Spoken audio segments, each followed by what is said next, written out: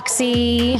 Good morning, Tam Tam. How are you doing today? It's been an interesting couple of days, couple of weeks, couple of months. Our podcast is normally fun, funny, informative, but I feel like right now we need to be talking about the hard issues and the things that are going on with our kids and the world. And we need to talk to experts in their fields who can shine a light on everything that's going on so that our viewers can hear what are good strategies and good things to do for our children and for ourselves. So because of that, we have Dr. Kevin Simon, who's a board certified, I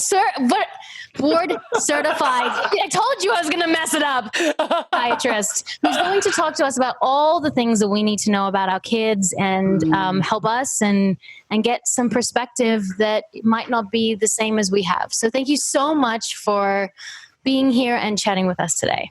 Yeah, no problem. And it's board certified psychiatrist. Oh my God, why couldn't I say that? Can I say it again? I kept thinking the word C, like certified board certified. Right, say that 10 times, Kevin. I won't. Thank you, ladies, for having me on. Thank you.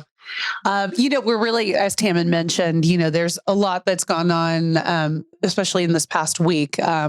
We're all seeing images on the television and things that are happening in our neighborhoods, in our communities, all across the country right now. And we're all just trying to digest what we're seeing, and as painful as it is, and as crazy as things are right now, we're hoping you can kind of help us navigate how we're doing and the best coping skills that we can have. But Tammin and I are moms, so we have very young children. Under 6 years old. You do your best as a parent to protect your children but you also want to be honest with them about things that are going on, but still digestible for their age, How do we navigate this with our kids? How much is too much to tell them? What do we tell them? What do we show them? Can you help us a little bit in that? Yeah, no, it's a great question. So, working with the PD population is like what I do 90% of the time. And so you said under 6 years old? Mine's 6.5. Yeah. Okay. She's the one that comes the first month into school, and Roxy's like the last month before the next year. So they're really like a year apart. Yes. But yeah, they're young. Yeah. So really, it really depends on, how much you've already been exposing them to different concepts, right? So as early as 6 months of age, kids obviously can recognize different colors, patterns, right? And so the concept that we're different because of what we look like actually won't be that novel to your kids, even at 6 years old. Because when they're in pre-K, when they're in their daycare, they're obviously already engaging with people that probably look different from them. But specific to the events that are happening, for instance, and I actually don't know where you ladies are, but Los Angeles, yeah. If they're seeing people on the news, and they're kind of asking, oh, why are there so many people outside? Why are people protesting? Not that they would use those words. It would be a great opportunity to kind of break things down in simple terms about, there are good people and there are bad people. And the people that are right now walking outside are trying to make sure that, good people are promoted, good people are highlighted. The concept of racism itself is obviously quite abstract. And so it would be difficult for a 5 or 6 year old to like fully understand, but you could introduce the idea that some people aren't given, advantages because of what they look like. And I think you could use very simple, cookie or play items, and you can teach your kids the concepts related to advantages or privilege and disadvantages. What is the top telltale signs that your kid is not coping in this? So even before this like this weekend and all the things related to like George Floyd. Obviously, you've been existing within COVID and the pandemic and stay-at-home advisories. And there's a number of parents that I work with who are saying that exact point. Like, my kid seemingly is, off the wire. And so what generally happens in stressful times is children regress. And so that's true. Your kid might be 6, but then all of a sudden they're acting like they're 4 years old again. And so they might be a little bit more clingy to mommy to tell you, I'm afraid of, something that seemingly they had gotten over before. And all of a sudden, they're wanting you to tuck them in at night. Not to say that you don't do that already, but they will start to ask you things that seemingly, let's say 6 months ago, you're like, oh, we got over this phase, but now it's coming back. So generally, if you start to see a little bit of regression, that's a sign that your kid's under stress. The other sign that is problematic is obviously a lot of people are trying to do, online learning. Kids who are 4, 5, 6 cannot sit. We have to sit with them. Yes. We are the teachers. That is our lives right now, is just sitting with our kids. Exactly. And so what you might find is that they're a little bit more fussy. They can't, previously where they could be in front of their iPad for 30 minutes, all of a sudden that the stress tolerance for them is a little bit lower. And so you see that, maybe only 15 minutes in, and all of a sudden she or he's asking for snacks. He or she's asking to try to go somewhere that they're not supposed to go to. So again, regression is number 1. And then 2, there will be these subtle signs that your kids already displayed when they weren't feeling their best, but now it's just happening more often. Because again, when you tell kids they're confined to the home, or they can't see their friends, or they can't participate in these extracurricular activities, presuming that they were older kids, those kids are a lot more stressed. And then my high school age kids, the first 2 weeks, they're like, oh yeah, this is awesome. I don't want to be in school anyway. A month in, they're like, Dr. Simon, I want to get the hell out of this house. Like, I'd like to. I'm over my parents. Yes. Exactly. I'm over my parents. And then the other challenge that's happening, and I'm probably answering some questions you may ask me, but is school systems aren't equipped for this, right? So I've had a couple of students tell me, I'm just doing the bare minimum because my school has transitioned to just being pass fail. So it makes no difference for me to do extra work. I'm just going to do the bare minimum, and that's it. Now that's problematic because some parents are, high achievers, tiger moms, saying, well, I want you to do better. But kids are like, well, why should I give extra effort when the reality is, if I just give what's the bare minimum, they're going to matriculate me to next grade anyway. What makes me really scared is my daughter is really afraid for the virus to be over, which is an interesting one because you would think the kids are like, when can I go play with my friends? When can I go and do things and eat ice cream and be out and play? And for me, my daughter has always been a little clingy, and she loves the fact that we have a new child, she's 1.5. And the fact that we're a family every single day and she gets to spend so much quality time with us. She doesn't want that to end because both me and my husband have jobs. And so that's what worries me when this is over. And also I have a little bit of social anxiety. So I love the fact that I can I can have parties at home. I can have meetings. My work is still going on. I don't actually have to go anywhere. So that's what I'm worried about mentally is like, so when this is over, how are we going to adapt back to semi-normal life when we've been kind of confined for the last 90 days. Right. So to your point about social anxiety, I have patients that are absolutely loving. She was like, I'm fine. She will continue to quarantine once the quarantine is over, Dr. Kevin. It's been great for me. It's been really great. My anxiety is like almost to zero. It's so good. True. But to kids like your daughter who are like, I enjoy being with mom. I enjoy being with daddy. Again, this is going to be a difficult decision for school systems, is how do you reintroduce? Because the reality is, honestly, putting my doctor hat on for a second, for us to actually fully re-engage into society in a similar fashion that we did, say, 6 months ago, there either has to be appropriate treatment for if someone contracts SARS-CoV-2, which turns into COVID, the full disease, or we get a vaccine. Otherwise, this thing is just going to be consistently present and around. Now, we're going to try to do the things that we do, right? So I have a mask here. But if you have 5 and 6 year olds, most of them are not going to be wearing masks. Some parents are not going to be comfortable with the idea of, well, this virus is still around, and now you're going to have 20 plus kids in a classroom with one teacher.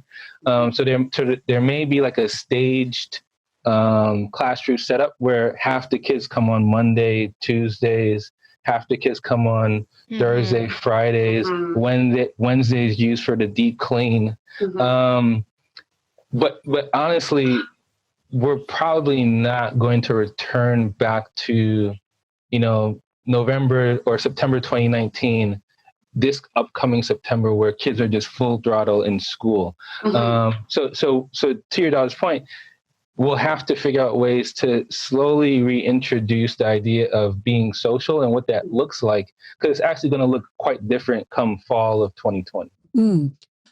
Actually going back to the points of what's transpired, particularly this week, my daughter has sort of caught glimpses. We're trying to kind of not show her a lot of what's going on television as far as like the things that are going on. But she's caught glimpses here and there. And she woke me up 2 mornings ago and said, Mommy, she goes, the earth isn't safe anymore, is it? And it just broke my heart because, as a parent, you want to protect and, keep your kids close and not have them experience these things. And I also don't want to lie to her. So it's like that struggle. And so I found myself, I guess I did fib a little bit. I said 100% safe, you're fine. I wanted to reassure her so she doesn't, get scared. But was that the right thing to do? Should I have been more honest with her, I mean, in the moment, right? So if it's, and again, I don't know what time she came into your bedroom. In the moment, you want to reassure your kids. You do want to validate their feelings, right? So, oh, you're scared. Okay. Mommy was scared too. Daddy and mommy had a conversation, or mommy talked to the doctor. Everything's going to be okay. You do want to validate what they're feeling, because you don't want to be dismissive of your kids if they're scared, if they're crying, if they're anxious. But in terms of how you reframe what they're feeling, you should acknowledge and say, baby girl, there are good people in the world, and those good people are fighting for you and me, right? There are doctors who are trying to find the vaccine. There are lawyers who are trying to make sure that everybody has, equal access. So there are a lot of good people out there in the world, baby girl, that are really working for us. Okay. This is a little bit of a divert, but I wanted to ask a doctor this. But what is COVID-19? Like, what parts of the body does it really attack? Because I've heard so many different accounts of like, well, COVID is like, it's like a lung issue, and it's a virus that gets like, it's like pneumonia. And then I've heard that it's got nothing to do with that, and it's more to do with the blood. So what exactly is it, and how can you actually get it? Because there's so many conflicting ideas of like, is it really through touch of your computer and somebody else touches a door handle, or is it really through, can the droplets make you sick if you're running across the street from someone? I think I'm just so confused about the actual virus and how I can really protect myself and my kids, because it seems conflicting. Yeah, it presents itself in so many different ways, because in one case we're hearing, it's respiratory, and then, somebody else has it on the skin, and it's just, the presentations are so diverse. So COVID-19 is the full form disease. The SARS-CoV-2 is the actual virus. So when we're wearing masks, I am trying to prevent, presumably if I happen to have the SARS-CoV-2 virus, I'm trying to prevent that from getting to you. And so the mask prevents at least 70% of natural particles from reaching someone else, and which is why they also say you should be 6 feet or more apart, right? Now, if you do actually get the virus, and Tammin, you mentioned the droplets. So then technically we should be wearing masks and goggles. And the reason for this is the virus wants to enter through mucosal areas. And so mucosal, your lips are mucosal, your tongue is mucosal, and technically your eyes are mucosal. And so the reason we're always asked to wash our hands is our skin is keratinized. I'm sure you've heard that phrase via beauty salons, right? So your skin's keratinized. The virus can live on your skin and not enter your skin. But the issue is, we really, as you're doing right now, you're touching your face. I touch my face all Tammin, put your hands down. the time. Put your hands all down. the time. It's always in my because I wear glasses. I'm itching my eyeballs and my ears and my sniffing and whatever. And so, You always touch your face. Oh, I do. Put your hand down. Again. Sit on your hand. My hair. Can I touch my hair? Sit down. Put your sit on your hand. I don't know what to do with my hands. What am I supposed to do? Just hang them here? Okay. just hang them out to dry. Yeah. Touch your ear. Is an ear something that I can go into? No. Okay, so, you're fine. So your skin's keratinized, your ears are keratinized. But the reason you want to wash your hands all the time is, again, we just routinely touch our face. And so this like T-zone is like super attracted to allowing particles to climb up into the corner of the eye bud, and they get into the eyes, come down into your mouth. And so it's just good hygiene to consistently wash your hands, because you could be tracking the virus on your hands. And so now what happens when that virus actually enters your body? It will enter through the bloodstream. And so there are areas where you're more susceptible, or certain organs. So classically, you're going to hear about the lung manifestation of the disease, because generally if someone has like asthma or a pulmonary condition, they're going to have worse symptoms than someone who has generally good lung function. But it can manifest with a number of other symptoms, right? So they've talked about loss of taste. They've talked about blood clotting. So the virus doesn't attack just one body part. It attacks the whole body. And we give an inflammatory or an immune response. And it's that immune response that you're hearing about. Oh, people are coughing, or people are having difficulty with their heart. It's the immune response to the virus. And generally, we've never been exposed to this virus. And so our body actually doesn't really know how to react to it in a way like it does the flu, where you can get it, immune response, the flu goes away, and you're good. Some people get a flu vaccine, some people don't, right? This SARS-CoV-2, we have not had this before. So this is why it's so novel, and why it actually has a very high spread rate. So again, why we're asking people to wash hands, wear a mask, because unlike your common cold, I might be asymptomatic, right? So I could have the virus, not the disease. And here it is, I'm spreading the virus out to people who might be immunocompromised.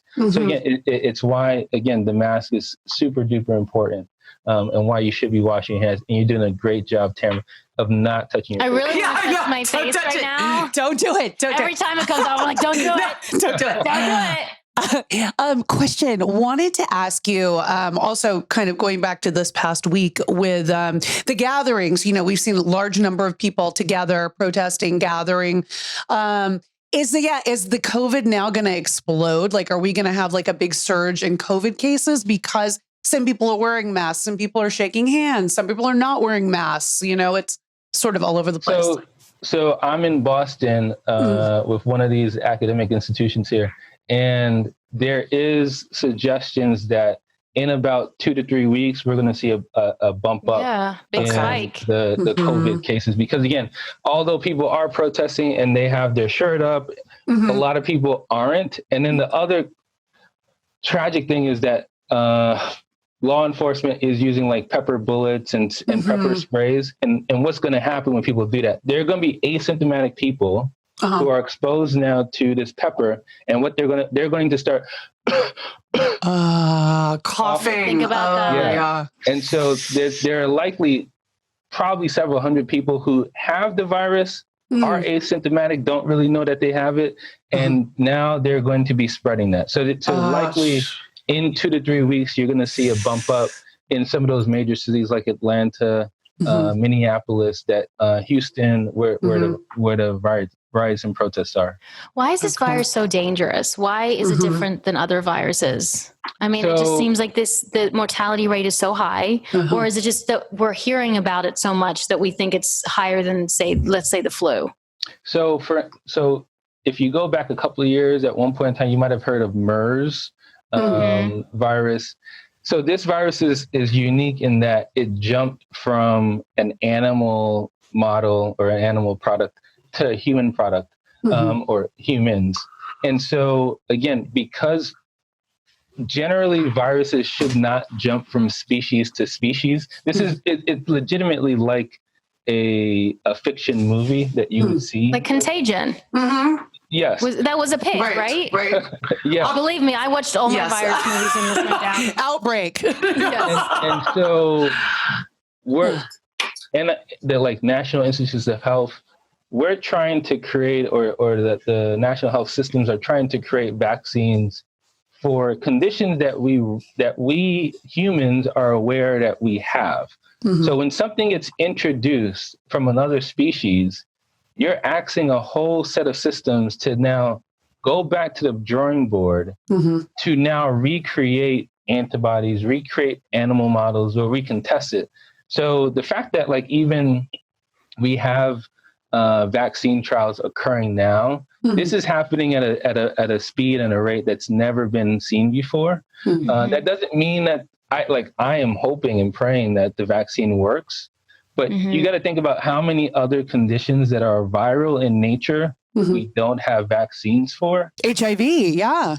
Exactly, HIV. And at the time, in the peak of the HIV epidemic, they were saying, oh, hey, we're going to try to create a vaccine. So again, this could be around for a very long time, because making a vaccine means that you have to make antibodies that respond to the virus, but then the antibodies remain in your system ready and waiting for if that virus comes back, right? So chickenpox is a virus. Many people have had chickenpox. It's known if you get chickenpox, maybe later in life you have shingles, but in your body is circulating antibodies for the chickenpox virus.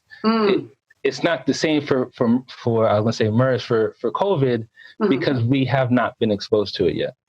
Literally as a world, before January / December 2019, COVID was not a thing.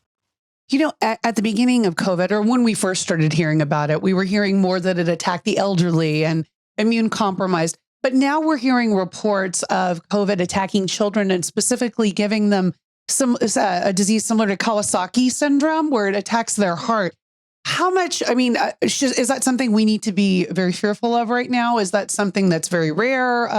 Can you speak to that a little bit? So I can. So I work in a children's hospital. What I would say is, one, be in direct contact with your pediatrician. That should be your first line of defense. With regards to the similarities between COVID response and Kawasaki. So again, Kawasaki is another virus. And so viruses in the PD population, they're doing the same response that they're doing for adults, except kids are, in some cases, have never really been exposed to any of these viruses, which is kind of why it's important for children to get vaccines. It's you want to do micro dosing of virus particles so that way the body has a response system. But again, this is now a new novel virus. It's getting introduced, And you're seeing the inflammatory response, you're seeing the cardiac response, you're seeing the pulmonary response, you're seeing blood clots. So there are a number of like larger national children's hospitals where we are seeing an uptick in the number of kids that are COVID positive.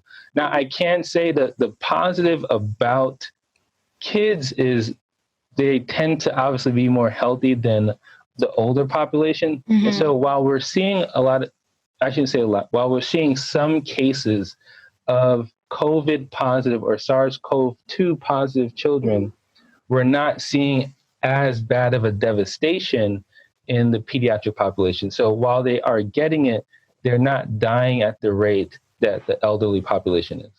Okay.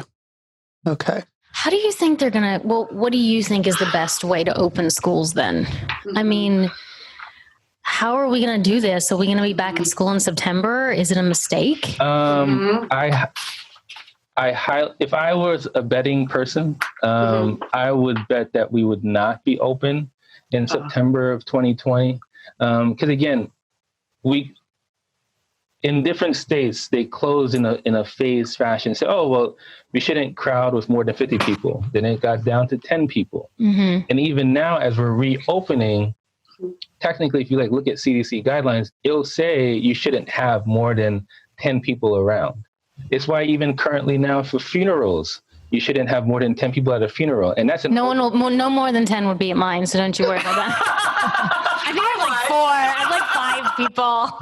I'm like, that'll be fine. We'll be good. I think for school systems, again, I think if they want, they're going to have to be dynamic in how they think about reintroducing students into the classroom. And some school systems are not going to be able to do this, but you're going to have a smaller teacher-student ratio, right? So it'd be one thing if you could have a classroom of 10 and each kid literally has their own space within the classroom. But most school systems and school districts aren't set up that way, where they have at least 25 students to a classroom.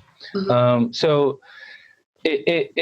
it's really challenging, because then now you're asking a school, who would be responsible for the kid getting sick? And how do you do contact tracing? There's a lot of public health factors that we haven't put into place, where I think, honestly, resuming school would be just very challenging. So for instance, I know for sure that the medical schools that I teach at, they've already told the incoming freshman class, oh, for the fall, we're doing remote learning. Now, these are adult learners, but I just can't see how a school system with 4 or 5-year-olds or middle school people, middle school kids, telling them to, hey, keep safe distance. Right. When you're walking through the hallways, how do you keep a safe distance? So I don't see school systems, at least certainly not under college. Colleges might be able to, hey, if you have a symptom, get checked very quickly and do contact tracing because you're an adult or near adult. But high schools and middle schools and elementary schools, it's going to be a lot tougher to do that safely. Children, especially in the age that our kids are, young kids, thrive on that social, interaction with their friends, and they miss that and they need that. But if we are in this position come the fall and going into this, how do we emotionally and mentally prepare our children to yet go maybe even for another year of remote learning? How do we do that? And does it ultimately affect them too? Or do you think that they bounce back? So you ladies are asking tough questions. Putting you on the spot there, Kevin. I know. We're tell us everything. Need the hard answers, and you better know the answer. Yes, you know. We're please, leave me alone.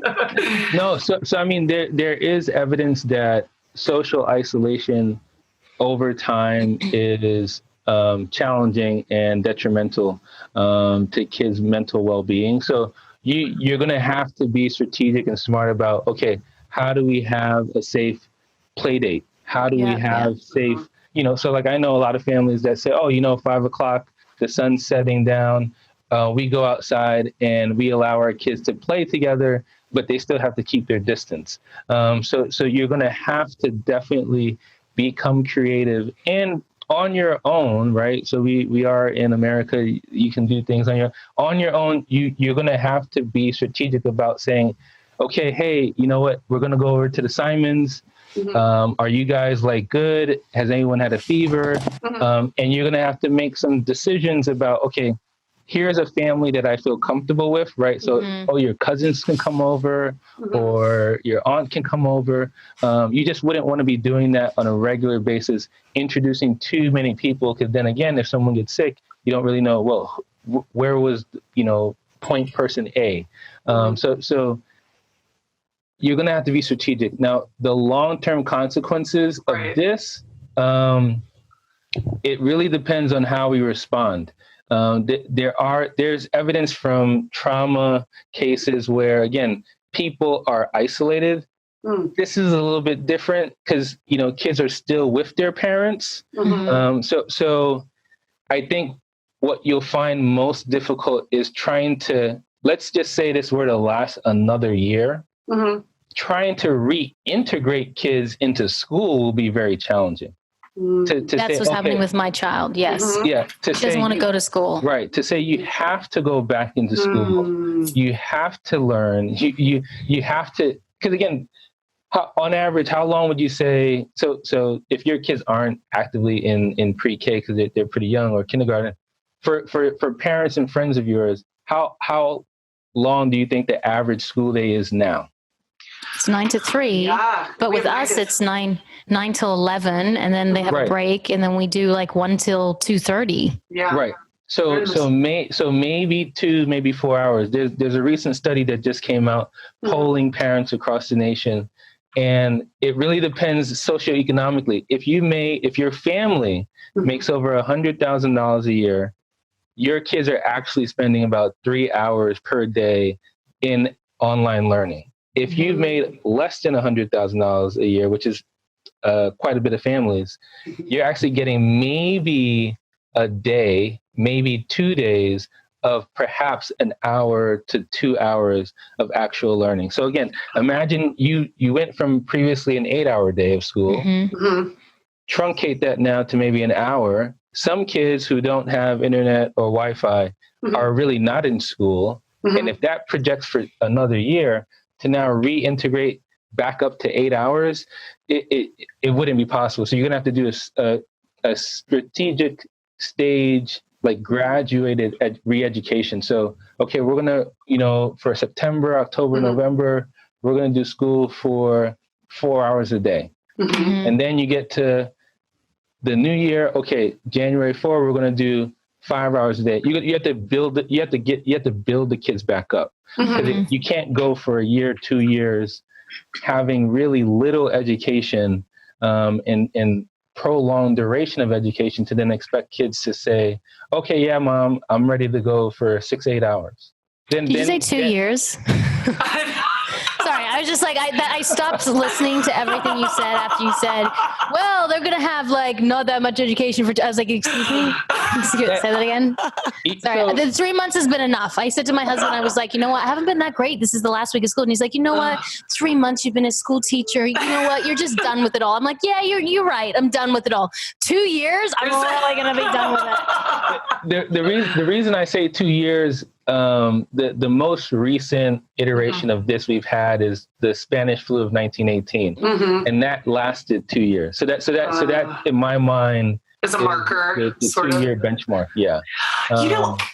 There's been, my daughter, we've been trying to talk to her about, she knows about the virus. I mean, she doesn't, it's still sort of abstract to her. But I have noticed that she's asked more questions about death. Am I going to die? Are you going to die? Is coronavirus going to kill us? How do we answer these questions for our kids? So your kids are what we would call like 5 and 6, six and a half latency age. So this is actually where those questions would normally be arising, because there's going to be, hopefully not in your family, but there's going to be grandma or grandpa passes away, or a family pet passes away, and they're going to now know the finality of death. Before, so when they're younger, it's like maybe people can come back when they die. But when you turn at 5, 6 years old, you start to recognize, oh, wait, mommy's sad. Why is mommy sad? Oh, wait, grandma's not here. And so they will start to ask those questions. And so you can be very frank with them that, no, mommy's safe, daddy's safe. We go to the doctor, we get a checkup. If you want to buy them a little stethoscope, you can say, oh, listen to mommy's heart. Doesn't it sound beating fast? And that can kind of, soothe them older. But this would be the appropriate age for them to be recognizing the finality of death. Because again, pre-COVID, there's going to be something within a family member or an extended relative that would happen that they would now know and recognize it as a singular event that this person doesn't come back.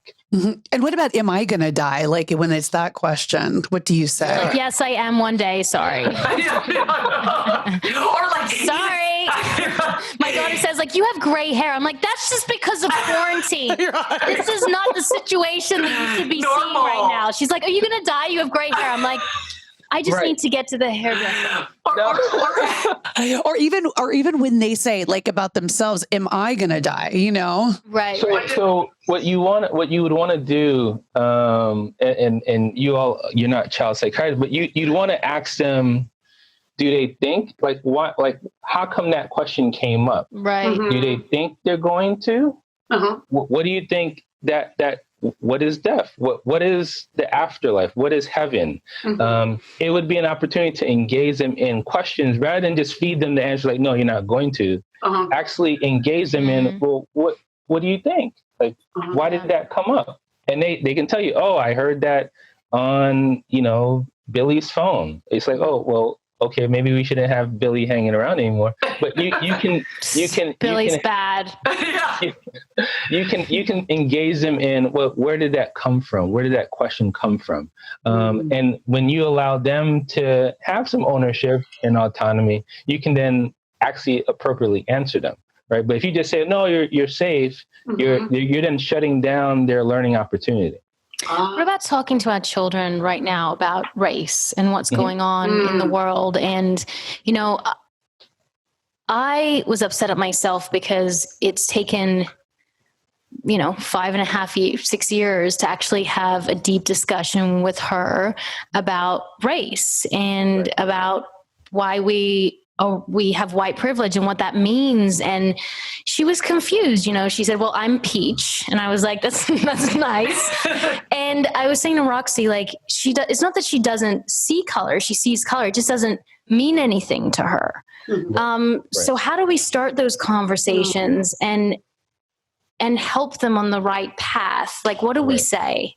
So I think one, your own acknowledgement that, wow, like, why did it take? Right. So one, acknowledging your own place and space within the world of racism, is the first step, because you can't obviously have a conversation if you don't understand it for yourself. Now, once you've acknowledged where you are and you're now trying to explain the differences that some people experience. So she said she's peach. You say, okay, well, whether that's dolls or friends that she has, you should overtly say some people get privileges that some other kids don't, only because of their skin color, right? Like, and then you can play games with them, right? Would it be fair if, you always got 2 scoops of ice cream and Janet only got 1 scoop of ice cream just because of how you looked, right? Like, if you pose that as a question, your kid could say, well, I mean, I like 2 scoops of ice cream. But do I have to share? Maybe we should use like a doll. Ice cream's a hard one. Right? But you would allow them to be making this kind of like tough decisions to say, like, would it be fair? And so what you want to explain about racism is racism and a lot of systems are not fair, right? So it could be, if they happen to have a sibling, you could say, well, do you like it when, your brother always gets his option for pancakes? No. Why? Because that's not fair. Some people don't get an opportunity for fairness because of how they look, right? Some people are peach, some people are brown, some people are ruby red. So you have to play these games that are speaking to their level. And so if it is something that she really likes, like ice cream, right? You pick her favorite flavor, strawberry, and you say, well, you know what? Only kids who are not peach get to have 2 scoops of ice cream. Is that fair? Mm-hmm. And she would be like, no, that's not fair, mommy. And then you can, again, you'd be having a conversation at her level where she's clearly not going to be, running for a political office. Right. Well, you don't know. She's pretty smart. I think she's pretty high IQ. Okay. You could be having that conversation. And so you would encourage your kid to be the person who is fair in their classroom, or be the person that is fair amongst their friends. And the best thing that you can also do is make sure, granted we're in social isolation, but make sure that your social network is diverse. Mm-hmm. Yeah. And that's what Roxy and I was saying, ours is. And so we think we're doing our part because we're like, my daughter's godmother is from Nairobi, and we have, our school is all about being socially diversity. It's all about diversity. And so we think we're doing our part, but we're not, because we're not having those conversations with our kids, and we're not pointing it out. I think that's the thing that really got me of what you said, is like, we're not making a point of when things aren't just and they're not fair, because we think that she sees it and she should just know. And the other easy, like, low hanging fruit, there are, I would be guessing that you all are reading books with your kids. There are books that talk about racism that are age appropriate for the 5 and 6 year olds. If it's 5 years before you recognize that, hey, I haven't had this conversation, it's likely 5 years where when you're in the bookstore or you're on Google or Amazon, you're not necessarily directing your attention to those books or those catalogs of books, but those are available too. And that those books aren't immediately talking about MLK or immediately talking about Malcolm X, but they're talking about it in soft ways that let people and kids understand that there are differences that are not fair. What are your thoughts about people who bring their children to the protests? Are you in support of that? Are you not supportive of that? What is your feeling on that? That would be challenging. So one, you see the consequences of what's happening at some of the protests, right? So whether that's some people who are engaging in more than just like peaceful protests, like, you probably would not want to be exposing your kids to that, because that just itself is a traumatic experience, right? So I've seen, cars pushing through people. I've seen people being pushed. So I generally would say, if your kid is, pre-adolescent, you probably want to think twice before, hey, we're all going to go do this as a family. Now, if you know for sure, somehow, some way, that this is 100% peaceful, and you're walking a few blocks and then you're V-cutting back home, that's one thing. But if there's any sign that there's imminent danger possibly to your kids or to yourself, I would certainly advise against bringing your kids to a protest. Yeah. How do you explain the protests to them, and like the looting and the buildings that are, being put on fire? Like, how do you explain? Because to protest is our right, and to peacefully protest is a wonderful thing. How do you explain that part of it? Yeah, so that's challenging, because one, a protest inherently is something that people don't like. So whether you're peacefully protesting like King and them did in civil rights era, just peacefully protesting at a kitchen counter, and people are spitting at them and throwing pies at them, kneeling like Kaepernick was doing, I guess, like 3 years ago now. People tend to be up in arms when someone is protesting for any particular reason. When you then cross over into, even amongst people who protest, there are going to be these small fractions of people that, you know, go to the extreme and they break into a store or they burn something on fire. Again, this is why the last question I was saying, you'd want to be cautious about what your kids are exposed to, and why you probably would want to limit the pre-adolescent in being around that. Because again, that's just a traumatic experience. So what I would say try to limit the exposure that your kids have to viewing that, because that tends to be in your control, right? So like, what are you watching when your kids are up? And so I'm telling a lot of people that you should, one, for yourself, but then two, for your family, actually take a break from social media, from the internet, from the news stations, because whether it's MSNBC, CNN, Fox, they're all showing the same cycles of information. And so you can mitigate the opportunity that your kids have to see that negative behavior by, again, limiting what they're exposed to and going to a park or going to your backyard. If they do see it and you're trying to formally explain what it is, you can say, you know, when people are hurt, and a lot of people in this country, darling, have been hurt, they sometimes hurt other people, or they sometimes get really mad and they get frustrated. And you know, it sounds like you two have girls, but for those that have boys, I'm sure most families can talk about the raging 6-year-old who breaks his, you know, video game controller.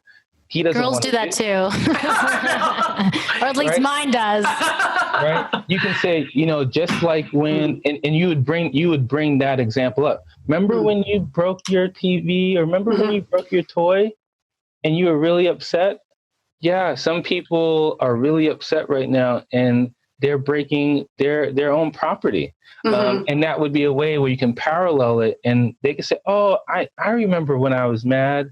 Yeah, I was mad, Mommy, because you didn't give me an extra, you know, scoop of ice cream. And so it allows them to parallel it without just placing the blame only on the people that are doing this quote unquote deviant behavior. Because again, even as yourself at 6, you did something that you wouldn't want to do. And so there are people who are grown-ups that sometimes they do what they don't want to do because they're really, really upset. Do you foresee children, especially when they see these images, that they too could get even something like PTSD from this, or if they see kind of like, you know, things going on in the news? Does that happen with the children? Yeah, so kids definitely experience PTSD. Okay. So there are several criteria that are required to have PTSD. And before PTSD, there's something called acute stress disorder, acute stress reaction. And again, this would be why you'd want to mitigate having kids exposed to protests that can have these instances happen. So when I have a kid and I'm asking them without their parent in the room, has anyone ever hit you? Has everyone ever hit mom? Has anyone ever hit dad? Has anyone ever touched you where they're not supposed to? Have you ever seen someone die? Like those things fit into criteria of, if you're exposed to it, it can be a traumatic experience. How would you know it's traumatic for your kid? If they keep bringing it up, if it starts to become something that they're kind of having flashbacks or memories of, right? So they're telling you that they can't sleep because they're thinking about, again, they can't sleep because they're thinking about the dog that died. It's like, okay, well, that clearly was a important person to you, or important animal to you. If someone sees that kind of trauma, in with regards to the protests, how are they responding? Do they now start to be a little bit more physical than they used to be, right? So there are subtle things, and if you had real concern that your kids had been exposed to trauma and that their behaviors, their typical behaviors, are changing in a way that is concerning. So that tends to be one of the other criteria that we always think about is, is what you're experiencing making it challenging for you to go about what you're supposed to do, right? So as an adult, if I meet, and I have met patients that have trauma, that trauma makes it hard for them to, I've had vets, that trauma makes it hard for them to go to the restaurant. Why? Because there's too many people. Why? Because it's noisy. Why? Because they've been ambushed before. So they don't like the idea of people behind them. So they always have to sit by the wall. If I had a kid, and it's like kids tend to, push each other, play with each other on the jungle gym or whatever. If I had a kid that always seemingly went, like lost his top because someone pushed him, I'd start to think, oh, had that been something that he or she had been exposed to before? And so there's a lot of subtleties that you'd want investigated, where again, you get a pediatrician, and they may make a consult to, a developmental pediatrician or a child psychiatrist to do some real further investigation. It would be hard for a parent to obviously diagnose it, but the parent would recognize my kid is definitely behaving in a way that is atypical. My kid is not sleeping. My kid is far more irritable. My kid is reacting in a way that they seem to just have this low distress tolerance, where things that could have been okay before, now they just lose it and they go to 100 really quickly. So with PTSD, does that, I think I've suffered from PTSD because I had a health issue when I was 25 and it mimicked a stroke. It was actually an ocular migraine, but I was by myself and I lost my vision. I lost my speech. I lost my side of my body. Didn't work. They took me to the hospital. I didn't know where I was. And it took me a good 10 years to kind of get through that, because every time something happens, I'm like, oh my gosh, this is happening again. And it does happen. It's like a very weird form of ocular migraine where the brain gets squeezed, the blood flow for like a very small second, and I just kind of lose all my bodily sort of functions. Not my bowels, but the rest of them. I don't know, do you ever get over PTSD, or do children ever get over it? Or if it's something that's so ingrained in your mind in that specific time period and the fear that surrounds it is so great, it'll always be a part of you? Or does that go away? So it doesn't, I don't want to say it goes away. What you learn if you're in treatment for trauma specific recovery is how to manage it, right? And so classically for kids, if a kid has experienced some kind of trauma, there's been some form of trust and safety that's been fractured. And so what does that result in?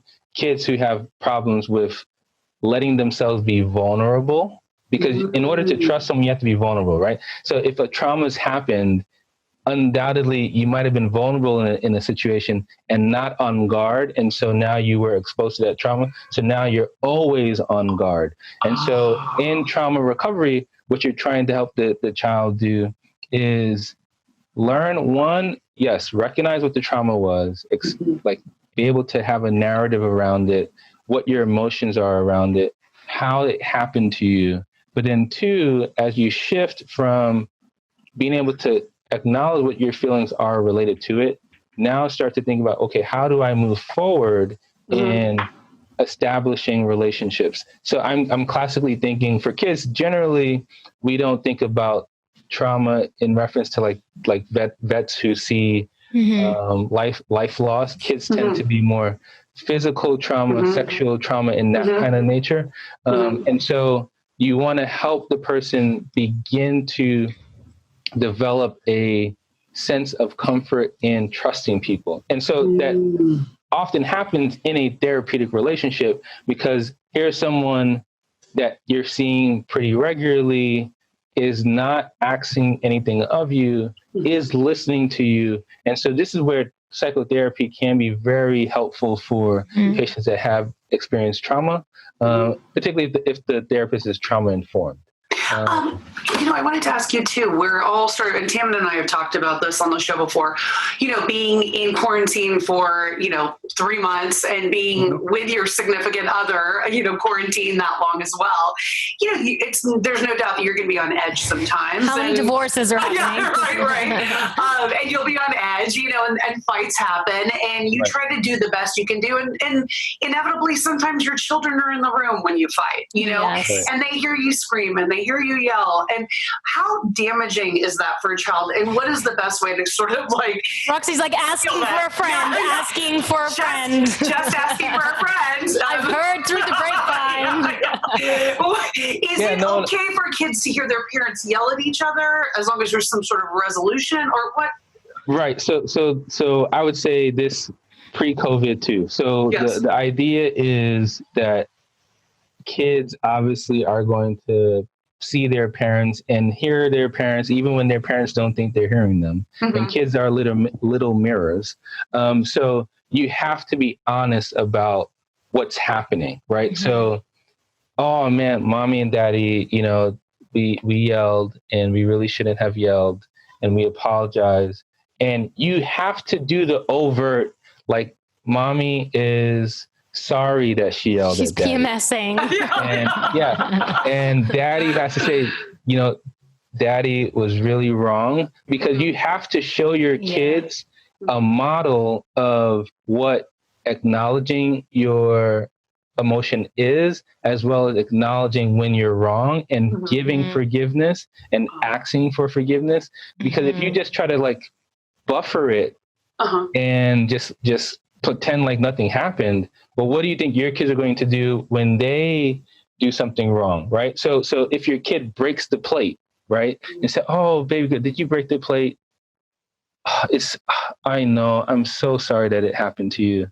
I know this could be so embarrassing, but mommy's not mad at you. It's okay." Now, if it's the adults that are arguing, obviously you're not going to say, "Oh, I'm mad at dad because he liked so many pictures on Instagram." No, that's not what you say. You would say, "Oh, mommy and daddy, we had a really tough time today, and we let our emotions get out of control, but we love each other." And you have to show that hug. You have to show that kiss. You have to show that forgiveness in front of them, because again, you're modeling the behavior that you would want them to show to their sibling or to their cousin.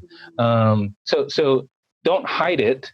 And then obviously, if you are really arguing a lot and yelling a lot, again, it's where sometimes professional help is warranted, right? So there are family counselors, couple counselors, because you don't want to model that kind of behavior, and then your kid model it, and then eventually when they're back in school, they're flipping at the mouth with somebody, and the teacher's like, "Where does that come from?" I found it really hard after my husband and I have been together for 14 years, and then we had a new baby after our first child, and you're actually in a different zone. You have not slept for 6 months. You are sleeping in increments. The stuff that you're thinking and saying is just out of your body experience. Right. And I find it really difficult when there's a new baby in the house, and I don't think each person is equipped with the right tools to know how to handle each other when women are going through such crazy hormonal ups and downs, and men are feeling like they're not being taken care of in a way, and they used to be number one, and what's going on.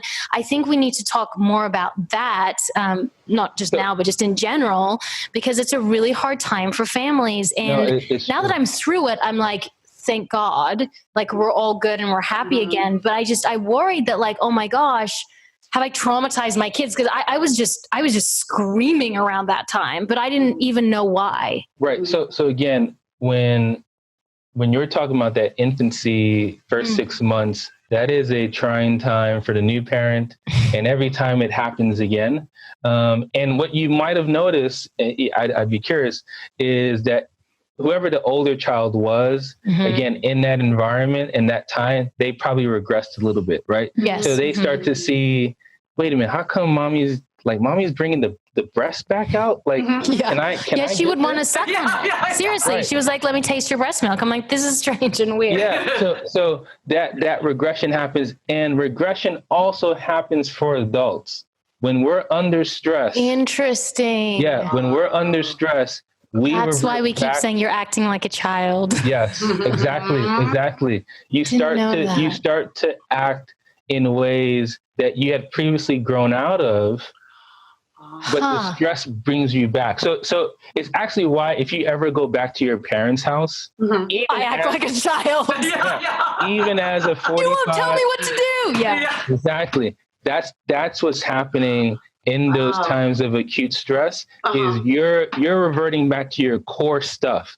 As adults, we tend to mature out of the core pieces of ourselves, but when we're stressed, we go right back to it, right? So the digs that your husband gave you during that time hurt far much more. Yeah. The arguments that you have are a lot easier to have because you don't have the buffer of maturity. You don't have the buffer of your frontal lobe being fully intact. You're just under constant stress. So you go back to the things that allow you to survive, which is sometimes being mean, which is sometimes being very direct. Like, I want you to do this. The same thing happens again, each kind of pregnancy. So again, your kids, they want, like you said, your daughter was like, can I taste it? You're like, what are you talking about? You haven't had this in however many years. Why would you want it? Right. They remember, just like, again, you would remember. So that's what's happening. Thank you for that. Cause I do feel like in that time period, I acted childish and, I felt like we were kids raising kids.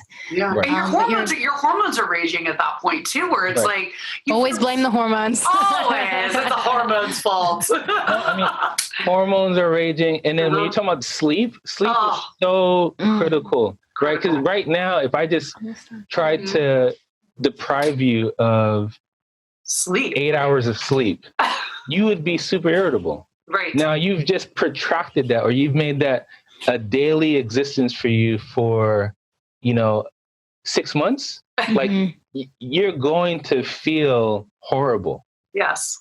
Yeah. So it's really, this is why sleep training as early as possible is super critical. Because once you can get your kid to that point where, oh my God, she can sleep for 5 hours. Okay, I get 5 hours back of my life.